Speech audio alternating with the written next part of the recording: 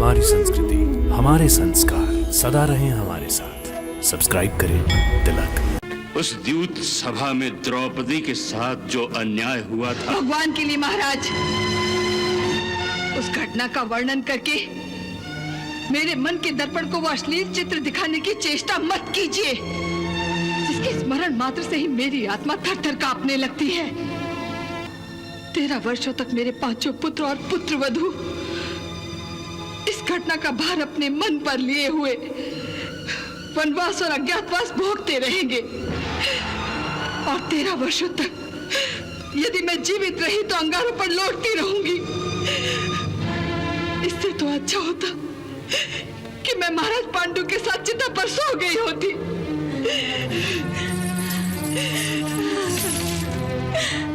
कुंती, मुझे खेद है कुंती कि तुम्हारे परिवार के साथ इतनी बड़ी दुर्घटना हो गई, इतनी बड़ी दुर्घटना हो गई। क्षमा कीजिए महारानी, मैं यहाँ अपने पुत्रों और अपनी पुत्रवधू का दुखड़ा लेकर आपको लज्जित करने नहीं आई। मैं तो केवल आपको ये बताने आई हूँ कि मैं आपका ये राजमहल छोड़कर जा रही हूँ। वाह मामाश्री वाह! आपने 5 पांडवों को आखिर उनका रास्ता दिखाई दिया। उनका सारा राजपाट उनसे छीन लिया। वाह!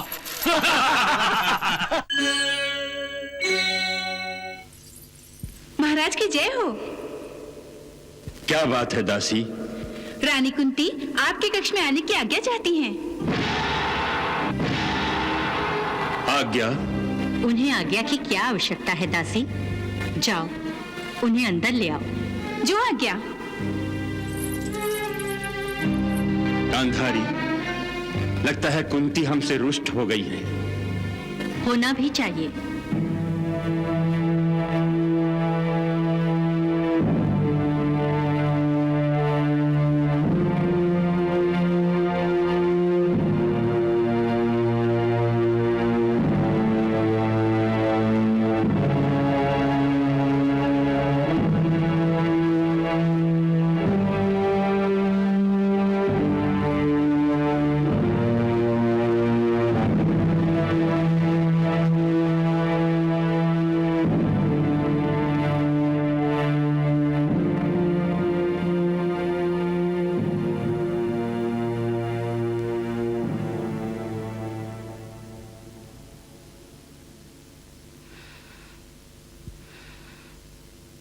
प्रणाम महाराज।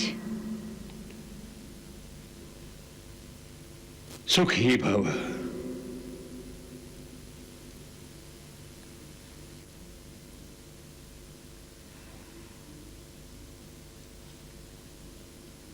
प्रणाम महारानी।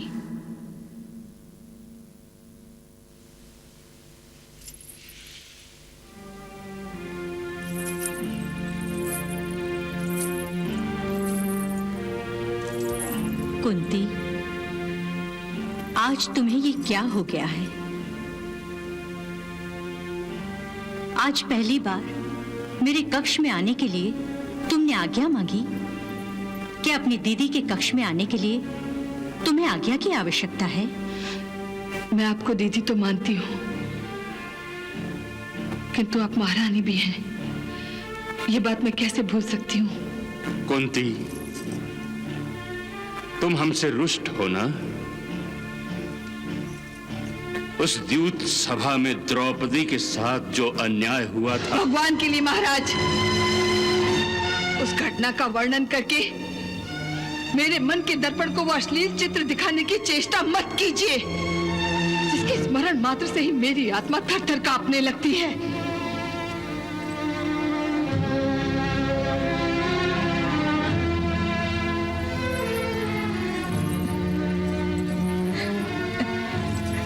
कुंती, मैं एक मां और स्त्री होने के नाते तुम्हारे हृदय की पीड़ा को समझ सकती हूं, परंतु जो कुछ भी हुआ उसे अतीत की घटना समझकर तुम भुला नहीं सकती।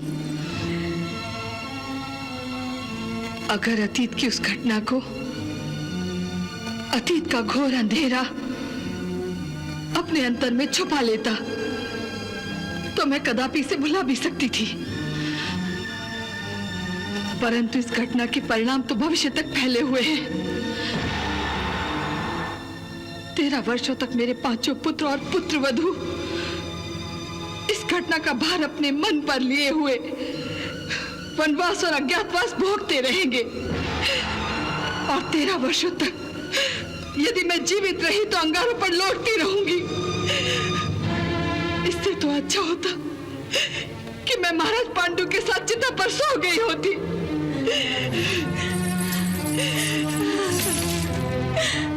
कुंती, मुझे खेद है कुंती कि तुम्हारे परिवार के साथ इतनी बड़ी दुर्घटना हो गई, इतनी बड़ी दुर्घटना हो गई। क्षमा कीजिए महारानी, मैं यहाँ अपने पुत्रों और अपनी पुत्रवधू का दुखड़ा लेकर आपको लज्जित करने नहीं आई। मैं तो केवल आपको ये बताने आई हूं कि मैं आपका ये राजमहल छोड़कर जा रही हूं। राजमहल छोड़कर जा रही हो? और जाओगी कहां? पांडवों के वनवास के बाद तुम्हारी देखभाल का दायित्व मेरे सर है। तुम्हें इस राजमहल में किसी तरह का कष्ट नहीं होगा। तुम भी यहां एक महारानी की तरह राज करोगी। महारानी की तरह राज करूंगी? महाराज, जिस मां के पुत्र वनवास की पीड़ा भोग रहे हो, वो मां राजमहल में तो क्या स्वर्ग में भी चैन नहीं पा सकती। जब मेरे पुत्रों ने अपने पुत्र धर्म का पालन करते हुए अपने पिता समान महाराज की हर आज्ञा का पालन किया, तो मैं उन आज्ञाकारी पुत्रों की मां होने के नाते अपने ममता धर्म का पालन ना करूं? ऐसा कैसे हो सकता है? कुंती, पांडवों के वनवास को तुम इस राजमहल से जाने का बहाना बना रही हो, केवल इसलिए कि हमारे सम्मान का भ्रम न टूटे, हमारा मान रह जाए। वरना सच बात तो यह है कि मैं भी तुम्हारी जगह होती तो उस राजमहल में एक पल भी सांस नहीं लेती जहां मेरी पुत्रवधू पर ऐसा अत्याचार हुआ हो। कुंती, एक स्त्री होने के नाते तुम्हारे हृदय की दशा मैं भली भांति समझती हूं। कुंती, तुम्हारा राजमहल छोड़कर जाने का निर्णय हमें विवश कर रहा है, परंतु तुम जाओगी कहां? महाराज, स्त्री का ससुराल के अतिरिक्त कहां ठिकाना? इस घर में नहीं रहूंगी तो छोटे देवर के यहां रहूंगी। अर्थात तुम महामंत्री विदुर के घर जा रही हो? हाँ महाराज, आपके छोटे भाई के घर।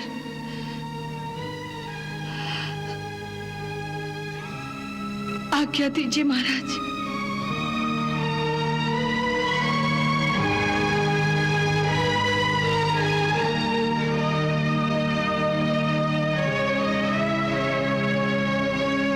आज्ञा दीजिए महारानी।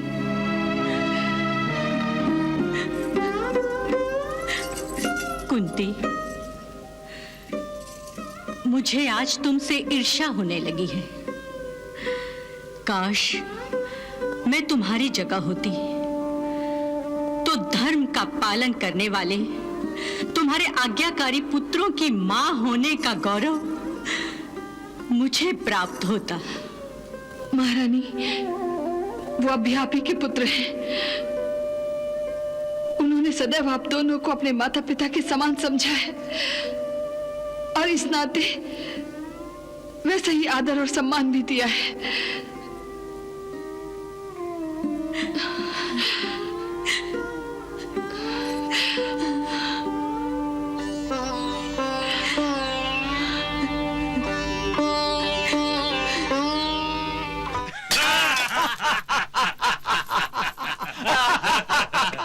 वाह मामा श्री वाह, आपने पांचों पांडवों को आखिर वन का रास्ता दिखाई दिया। उनका सारा राजपाट उनसे छीन लिया। वाह।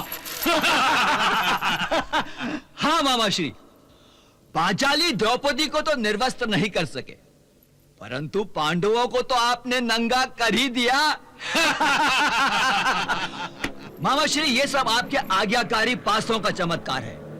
निसंदेह निसंदेह ये चमत्कार ही तो है जिसने युद्ध के बिना ही इंद्रप्रस्थ और हस्तिनापुर को मेरे चरणों में लाके डाल दिया है। मामा श्री, मुझे इस बात का पूरा विश्वास है कि द्यूत से पहले आपने जादू मंत्र से पासों को अपने वश में कर लिया था। अभी तो पासे आपके इशारों पर नाच रहे थे। तनिक धीरे बोलो अंगराज कर्ण, धीरे। सुना नहीं आपने? दीवारों के भी कान होते हैं। यदि शकुनी मामा के षड्यंत्र का किसी को पता चल गया तो अनर्थ हो जाएगा, अनर्थ। अब कोई अनर्थ नहीं होगा मामा श्री, ना। अब हमारा कोई कुछ नहीं बिगाड़ सकता। अब हम राजा हो गए हैं, राजा।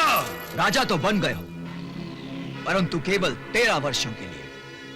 उसके बाद पांडवों को उनका राजपाट सब कुछ लौटाना ही पड़ेगा। हम कदापि नहीं लौटाएंगे अंगराज कर्ण। इतना छल कपट पांडवों को केवल 13 वर्षों के लिए वनवास भेजने के लिए नहीं किया है। अरे 12 वर्षों में तो पांचों पांडव किसी वन्य प्राणी के भोजन बन जाएंगे, भोजन। यदि बच निकले तो हम उन्हें अज्ञातवास में से ढूंढ निकालेंगे और संधि अनुसार उन्हें फिर 12 वर्षों का वनवास भोगना पड़ेगा, वनवास।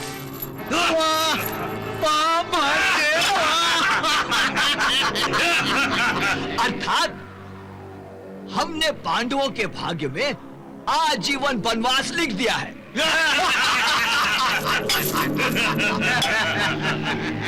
तनिक सोचो, वो भी क्या दृश्य होगा जब महाबली भीम अपनी गदा से वन में वृक्ष तोड़कर चूल्हे के लिए लकड़ियां काट रहा होगा।